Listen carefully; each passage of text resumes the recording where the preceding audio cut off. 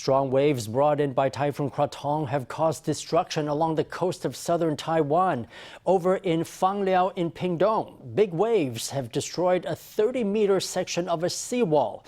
The breach has been plugged with wave-dissipating blocks and sandbags to prevent further damage.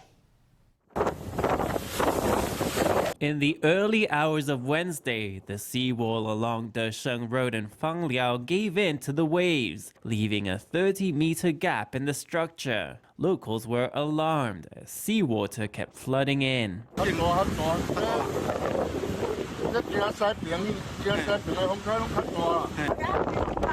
The outer storm bands of Typhoon Krathon created massive waves that ended up breaching the wall.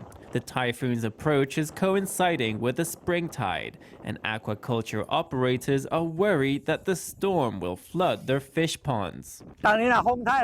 Every year it's the same story. Last year our pipes were damaged, and this year an entire row of motors near the sea has been destroyed. If it rains a lot, the salinity of the ponds will be reduced and the fish will die. Each pond is worth millions. We've quickly brought heavy machinery over to place wave-dissipating blocks in the breached area. Heavy machinery has been deployed to place wave-dissipating blocks and sandbags at the gap in the seawall and create a second layer of defense to prevent the seawater from flooding in. The pipes and pumps along the seawall have been thrown into disarray by the strong winds, requiring urgent repairs.